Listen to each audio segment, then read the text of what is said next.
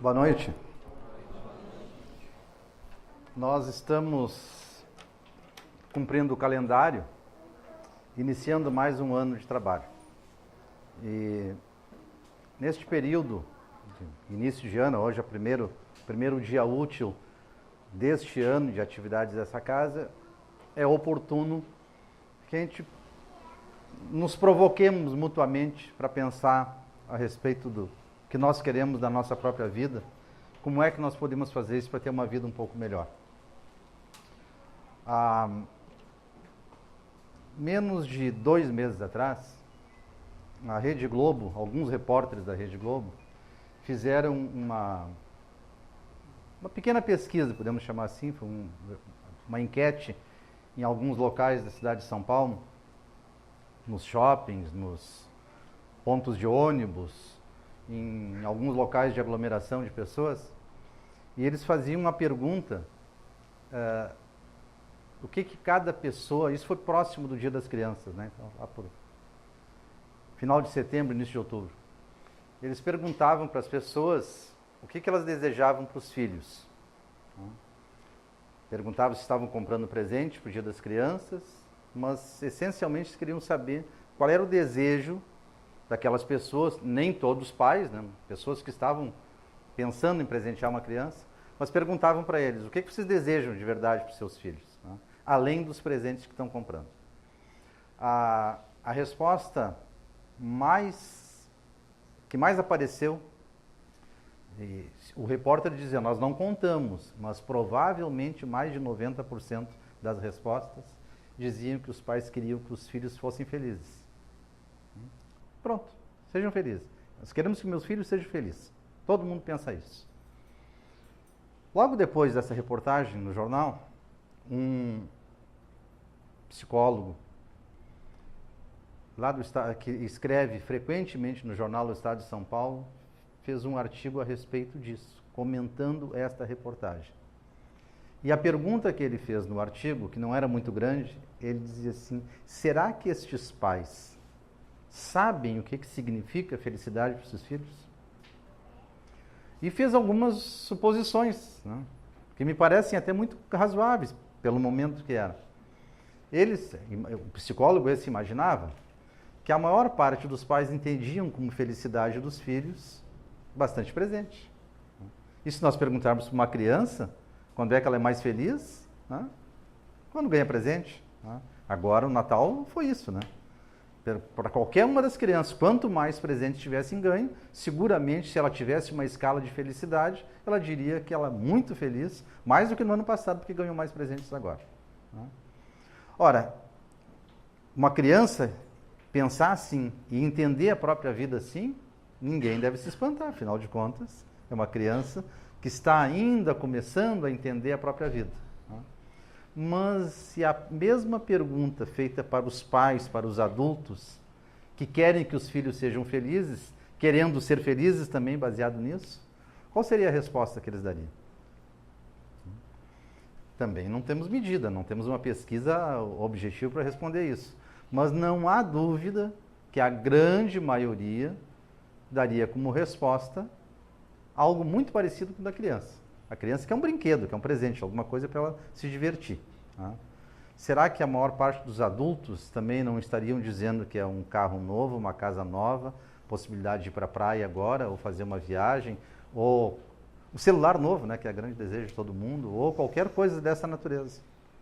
Sem dúvida nenhuma, nos tempos de agora, a maior parte das pessoas, quando fala, pensa sem pensar muito, relaciona felicidade com adquirir alguma coisa. Temos até uma loja, né, que diz que a felicidade mora aqui, né? Então quem compra bastante lá, mais feliz é.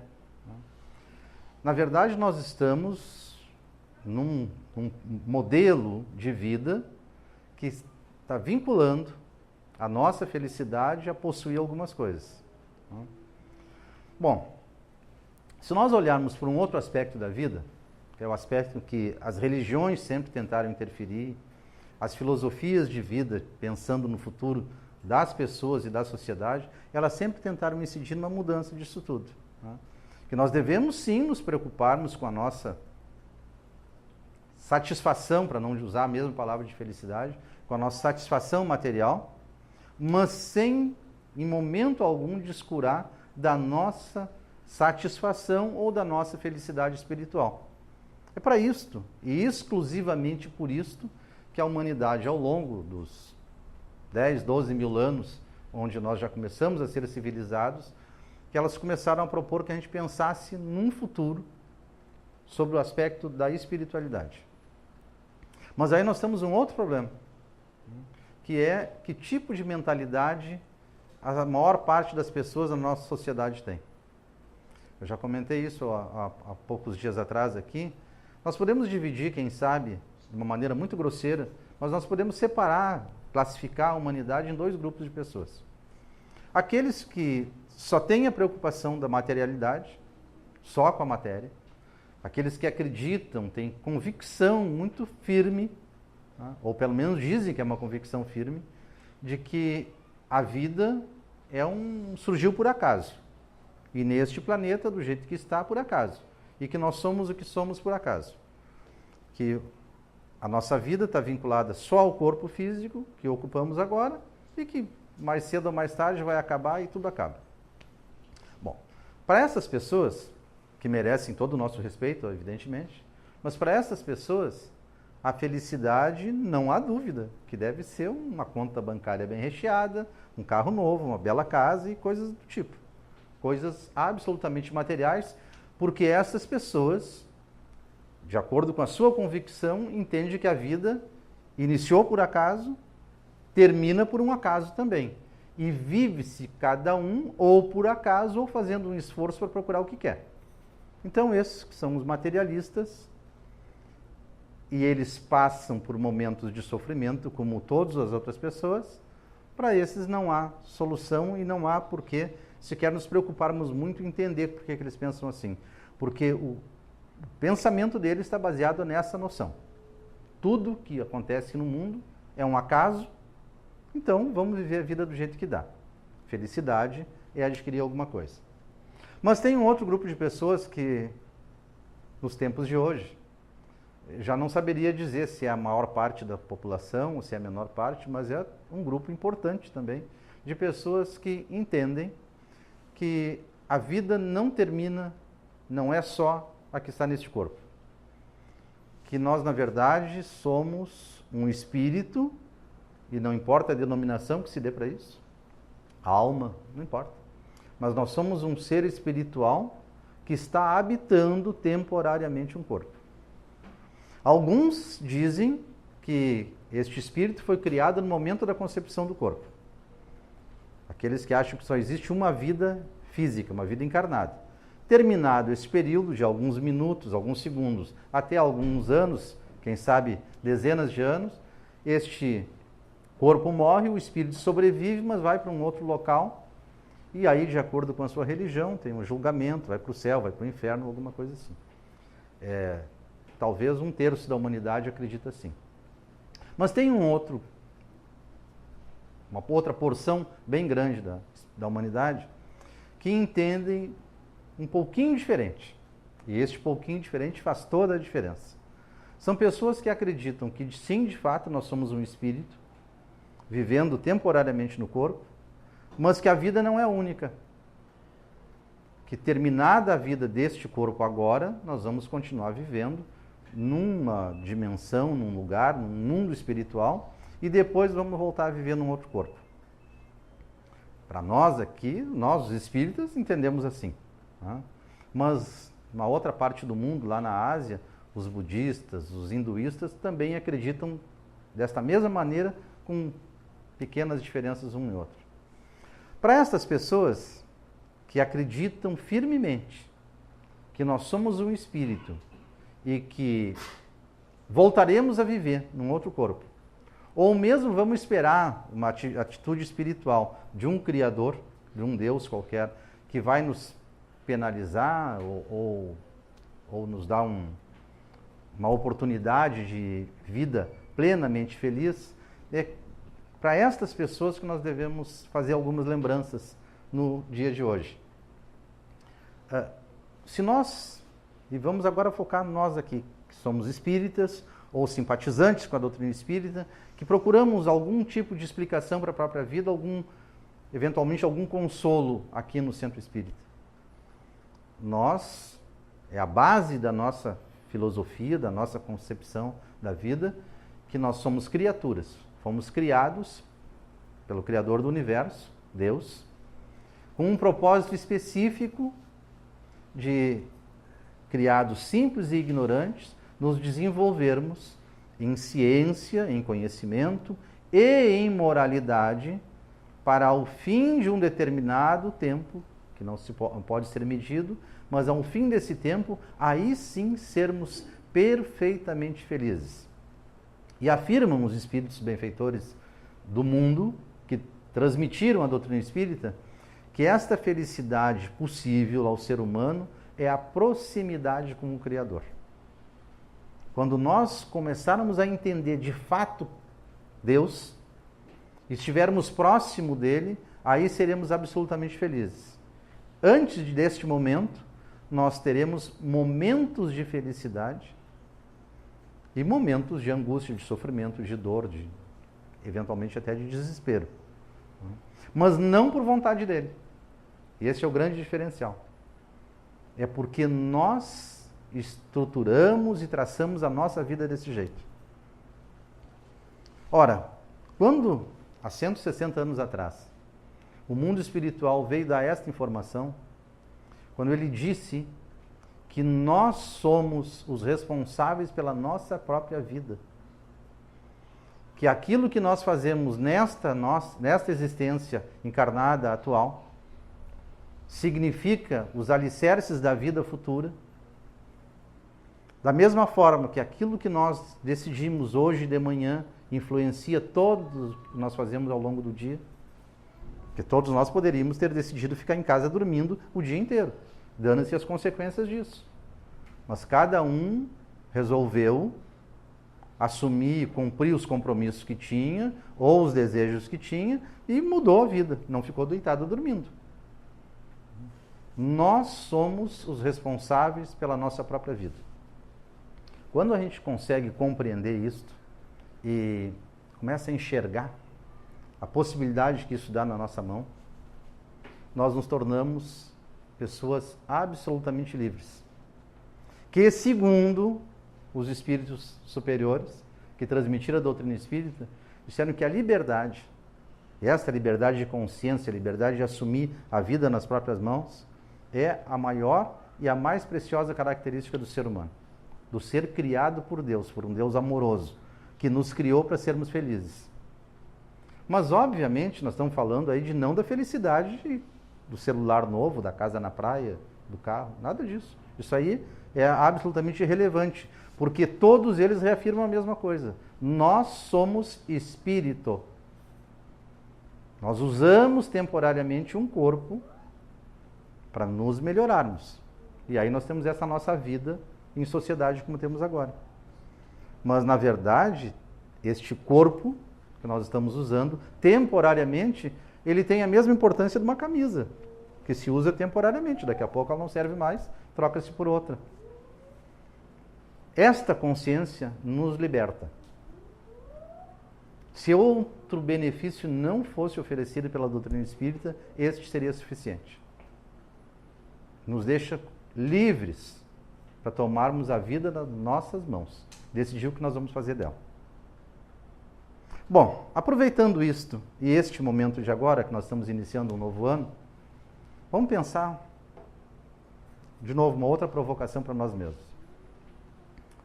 Talvez não seja novidade aqui, mas vocês sabem por que janeiro tem o nome de janeiro? Este mês que nós estamos agora, iniciando o ano? Ele é uma homenagem que os romanos antigos fizeram a um deus. Vocês sabem, né? Os povos antigos tinham deuses de todo tipo. Primeiro adoravam a natureza, a luz, o sol, a chuva. Depois eles foram criando deuses com características de pessoas. Hércules, um deus, né? Um deus da força. O Marte, o deus da guerra. E assim por diante. Mas eles os romanos criaram um deus chamado Janus. E daí vem o nome de janeiro. Esse deus Janus, ele tinha uma característica. Ele era um homem, né? Um corpo de homem, só que ele tinha dois rostos. Um na frente, no local adequado de ter um rosto, como nós temos, e outro aqui. Em vez de nuca, ele tinha outro rosto, absolutamente igual. Então essa característica desse Deus é que ele olhava ao mesmo tempo para o futuro e para o passado. E aí os romanos, quando desenharam um calendário, resolveram que o ano, quando começava o ano, deram em homenagem a este Deus, que começa no dia 1º de janeiro, e nós podemos olhar todo o nosso ano para frente, mas tinha que olhar para o passado também, para o ano que passou, para o tempo que passou. Porque sem olhar para o nosso passado não dá para programar o futuro. É simples. Até nas coisas materiais nós podemos evidenciar isso. Né? Quero comprar uma camisa nova amanhã. Olhando para o futuro. Se eu não poupei no passado, não tenho dinheiro para comprar camisa. Quero ir para a praia. Se eu não poupei, eu não construí uma casa, eu não juntei dinheiro, não tenho como ir. Quero ser feliz no futuro. O que eu fiz no meu passado para ser feliz? Este é o nosso desafio. Este é o nosso convite. Nós devemos, todos nós, para acelerarmos essa possibilidade de felicidade, nossa, dos nossos filhos, dos familiares todos, de todas as pessoas, nós temos que ter um olhar no futuro, olhando também o nosso próprio passado. O homem mais inteligente, é reconhecido isso, mais inteligente do século passado, foi Albert Einstein, um cientista. E entre as várias coisas maravilhosas que ele fez na descoberta da ciência, mas tem uma frase que ele dá como recomendação para todas as pessoas, especialmente aqueles que trabalhavam com ele, mas serve para todos nós. Einstein dizia o seguinte: é uma verdadeira insanidade de qualquer pessoa pretender ter um resultado no futuro diferente fazendo as mesmas coisas que fez no passado. E é verdade, né? Podemos exemplificar isso com uma coisa absolutamente corriqueira. Varrer o chão dessa sala. Se nós varremos o chão dessa sala, que cada um de nós resolve, vou deixar essa sala limpa, e resolve, para poupar trabalho, varrer só no corredor e aqui na frente, a poeira vai ficar assentada embaixo das cadeiras. Podemos passar o ano inteiro varrendo a sala desse jeito. Sempre vai ter poeira. A única solução, mudar, tirar as cadeiras do lugar e varrer ali também. Em qualquer instância, em qualquer momento, em qualquer condição da nossa vida, isso é obrigatório. Nós temos que mudar as nossas atitudes perante a vida. Temos que fazer que nem Janus. Olhar para frente, mas primeiro olhar para o passado. O que nós fizemos até agora? Todos nós, sem exceção, nós somos pessoas que passamos por momentos de alegria, de felicidade, de satisfação, mas também todos nós, e aí eu falo de todas as pessoas do mundo, não tenho receio nenhum em dizer isso, todas as pessoas no mundo passam por momentos de angústia, de sofrimento, de depressão, de tristeza, de ódio, de raiva, de todo tipo de emoção. Cada um desses momentos, sejam felizes, sejam infelizes, eles têm uma causa ancorada no nosso passado, desta vida ou de vidas anteriores. Não estou falando de responsabilidades de quem fez, quem deu origem a este sofrimento, a essa satisfação. Mas a causa está lá. Então não há alternativa. Nós precisamos olhar para nós mesmos. Para dentro de nós mesmos, olhar para o nosso passado que está dentro de nós. E aí programarmos o futuro. A partir de agora. Eu encontrei no dia 31 de dezembro um texto no jornal Zero Hora que eu fiquei fascinado quando li. Porque mostra, pelos autores do texto, então, pequenininho, que a vida pode ser mais fácil e as pessoas podem deixar de lado as suas divergências e trabalhar em conjunto para um mundo melhor, para um mundo mais feliz. Quem assina esse texto aqui são pessoas representantes de duas comunidades que eram inimigos até há muito pouco tempo. Gershom Kvasniewski é o responsável pelo rabinato da Sociedade Israelita Brasileira.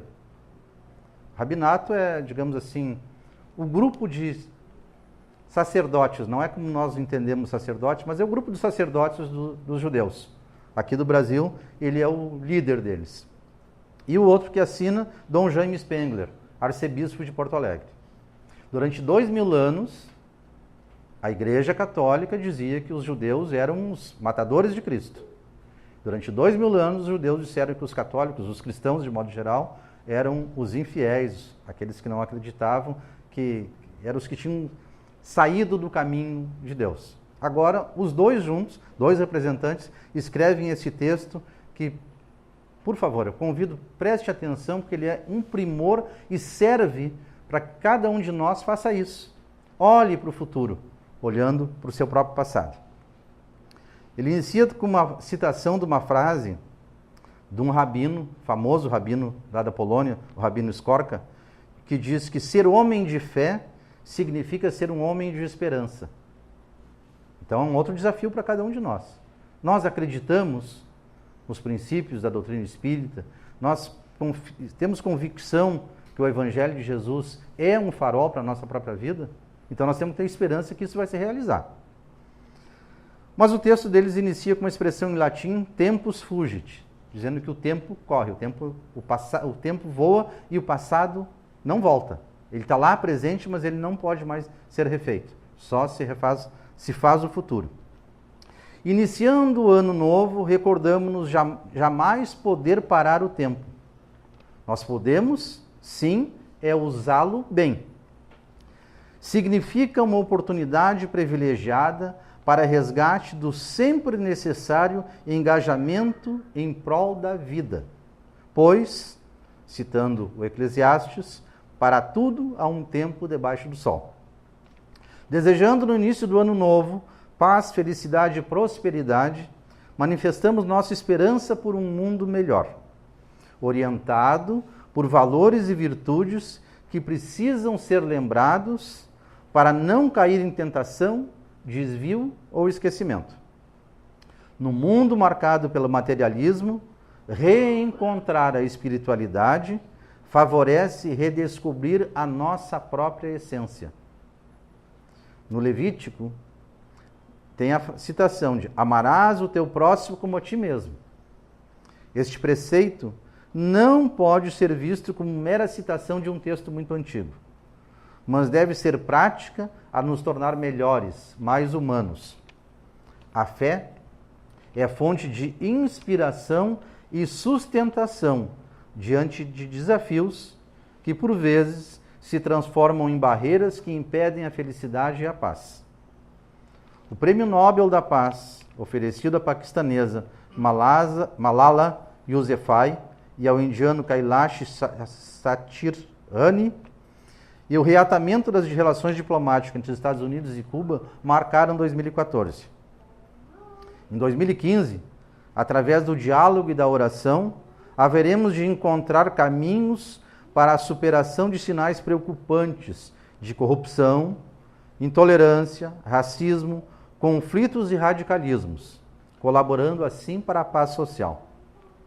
Seja o convívio humano sustentado pela audácia e alegria de novas possibilidades, orientado pelos princípios de fraternidade, respeito, tolerância e amor ao próximo. Almejamos a vida em plenitude. Queremos viver em paz, superando preconceitos e intolerância. No exercício do amor, capacitamos-nos a olhar o outro no rosto, reconhecendo e promovendo a diferença, favorecendo a democracia. Radicalismo destrói sonhos e ameaçam a vida. Possamos juntos favorecer oportunidades em vista de uma sociedade integrada e integradora, marcada pelo princípio do respeito recíproco e promoção da vida em todas as suas expressões. E encerram com uma frase do Papa Francisco, que diz que uma fé autêntica, que nunca é cômoda nem individualista, ela comporta sempre um profundo desejo de mudar o mundo, transmitir valores, deixar a Terra um pouco melhor depois de nossa passagem por ela. Meus caros, quando eu li este texto, e pensando nessa oportunidade que nós temos agora, né, de usar o calendário a nosso favor, preparar o nosso próprio futuro, eu entendi que isso aqui é um texto até de colocar num quadro, para lê-lo repetidamente, porque é uma verdadeira oração que esses dois fizeram, o judeu e o católico. Nós, como espíritas, aqueles que entendem que a vida é um dom que Deus nos deu, mas ela não veio pronta, ela veio para que nós a construamos. Que a felicidade que nós vamos conseguir, ela é fruto do nosso próprio trabalho. Nós, então, temos esta oportunidade de a cada dia, nós vamos usar o ano, já que é o ano que está começando, de programarmos o nosso futuro, mas fazendo como Janus, o deus dos romanos, olhando para o nosso futuro, mas reconhecendo o nosso passado, reconhecemos o que nós fizemos, de bom, de ruim, não importa, reconhecendo o que nós deixamos de fazer. E com aquele alicerce do nosso passado, vamos programar o nosso futuro. Nós podemos. Não há dúvida que nós podemos. Isso é promessa de Cristo. Ele diz que ele veio preparar o caminho para a nossa felicidade futura. Nós podemos fazer isso, olhar o passado, ver o que nós aceitamos das recomendações dele e programar o que nós vamos aceitar para o futuro. Mas a vida não para. Os dois religiosos começaram com a citação em latim dizendo que o tempo não para. Chico Xavier, para voltar para o nosso meio espírita, tem uma frase também fantástica. Diz ele que nós não podemos mudar o nosso passado, mas podemos, a partir de agora, mudar o nosso futuro. É a mesma coisa do Deus dos romanos. Passado ele olhava e via o que tinha acontecido, mas olhava para o futuro. É o que nós podemos fazer. Se nós pensarmos um pouquinho nisso, ao longo dos próximos dias, quem sabe meses, nós estaremos fazendo, tenho absoluta convicção, uma enorme homenagem a todas essas crianças que, representando o nosso futuro, têm esse desejo permanente transmitido para elas, que sejam felizes. Mas para nós sermos felizes, que nem essas crianças que nós tanto queremos felizes, nós temos que mudar as nossas atitudes. O mundo até hoje tem oferecido gotinhas de felicidade para algumas pessoas. Nós queremos um oceano de felicidade para todo mundo. Então, não há caminho diferente a não ser a gente mudar as nossas atitudes dentro de casa, no trabalho, no convívio com as outras pessoas, para mudar a sociedade. Está nas nossas mãos. Feliz 2015!